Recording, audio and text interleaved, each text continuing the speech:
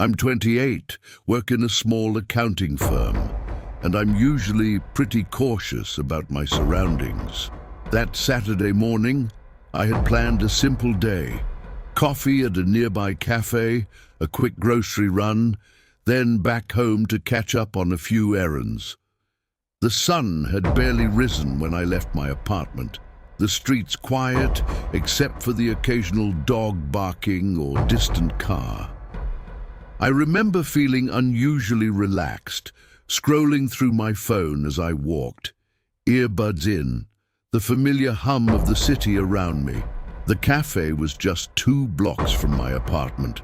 I ordered a cappuccino, took my usual corner seat, and settled in with my phone. Everything felt routine.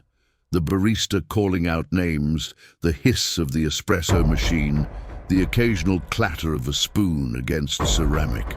After finishing, I walked to the grocery store, picking up milk, eggs, and a few snacks. I paid with my card, bagged my groceries, and stepped back into the late morning sun. That's when I noticed him. A man standing outside the store, leaning against the wall, watching me. At first I told myself it was nothing. Maybe he was waiting for someone, maybe he just liked that spot. But his gaze didn't waver. I kept walking, pretending not to notice, but my stomach sank slightly. There was something off in the way he shifted his weight, always keeping me in view but not approaching. I decided to head home. I took a longer route, passing through side streets I knew well. Every few blocks, I thought I caught glimpses of him, a shadow moving behind a tree, the sound of hurried footsteps that stopped when I stopped. My heart started to race when I reached my building and realized my phone wasn't in my pocket. Panic surged. I checked my bag, retraced my steps, even ran back to the store and cafe, but it was gone. Whoever had taken it had vanished. By evening, the unease had escalated. I kept seeing him in my neighborhood, sometimes just on the other side of the street, sometimes reflected in store windows. The idea that he had my phone, my contacts, my locations, everything, made my stomach turn. I called the police, but without evidence, they could only note it as a theft. That night, I sat in my apartment with the lights on, the door locked, every sound outside making me flinch. I felt exposed, like someone knew every corner of my life. A week later, I started getting texts from an unknown number. Nothing threatening, just vague messages. I saw you today. Nice route home. The fact that someone had taken my phone and could see my movements was terrifying. I changed numbers, changed routines, installed security cameras. But every time I passed the cafe or the grocery store, I half expected to see him again, leaning casually, always watching. Months have passed, and I try not to think about it. I walk with friends, leave my phone on the table at home, and pretend I've moved on. But sometimes, when I'm scrolling through my old email on my laptop, I notice a notification that I didn't open, a message from an unknown number. And for a brief moment, I feel that same icy sensation, realizing the story isn't over, and maybe it never really will be.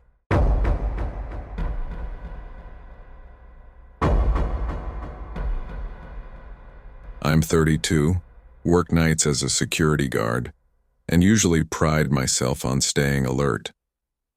Last October, I had a slow shift at a local office building that kept me in a mostly empty area. The night started mundane, checking doors, walking hallways, and logging the usual noises.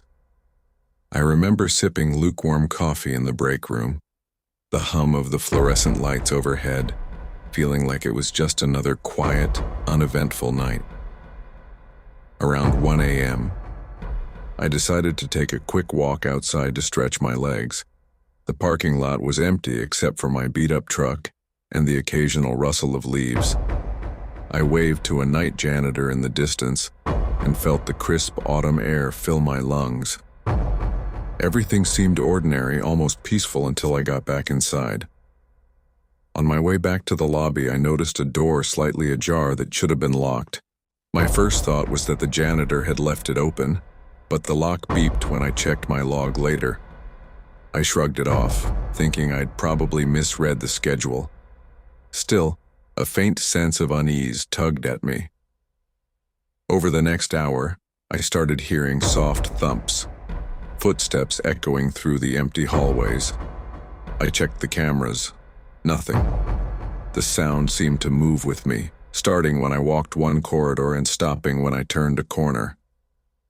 My heart rate picked up, but I told myself it was just the building settling or my imagination. Then I saw it, a shadow in the stairwell, just for a moment, and it vanished when I blinked. I froze, trying to rationalize it, maybe a maintenance worker.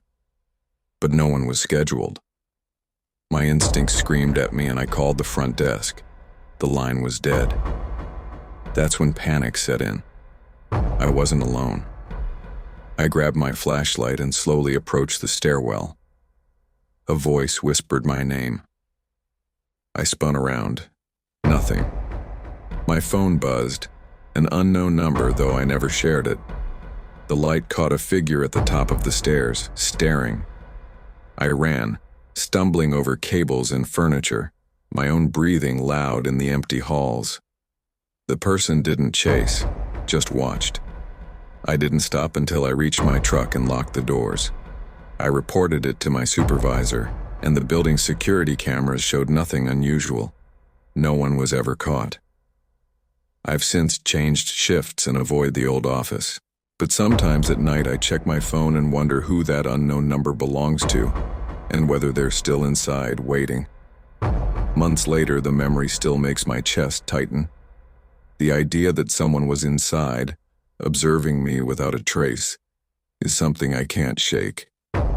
Every creak in a quiet building now makes me glance over my shoulder, wondering if they're still out there, patient, silent, and watching.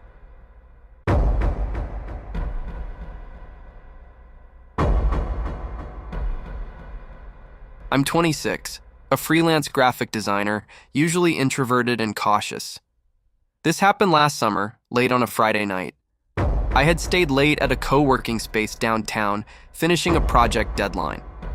The streets were quiet as I walked to the subway, earbuds in, the faint hum of traffic far behind me. It was one of those nights that felt normal, safe, almost soothing. After catching the last train home, I stopped at a small 24-hour convenience store for water and snacks. The fluorescent lights buzzed overhead, and the cashier, a young guy with a baseball cap, barely looked up when I paid. Outside, I noticed a man leaning against a lamppost, staring at the train station entrance. I thought nothing of it at first, maybe waiting for someone, maybe just tired. The first hint that something was off came when I passed him a few blocks later. He was standing under a different streetlight, watching me. My stomach sank. I tried to rationalize it, maybe coincidence, maybe another late-night walker, and kept going, my pace quickening. By the time I reached my apartment building, I realized my phone was missing. I had it in my jacket pocket when I left the train, but it was gone. Panic hit. I retraced my steps, back to the convenience store, checked the subway platform. Nothing. Whoever had taken it knew exactly when and where I had been.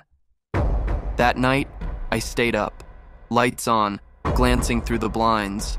I thought I saw him across the street, disappearing whenever I tried to get a good look.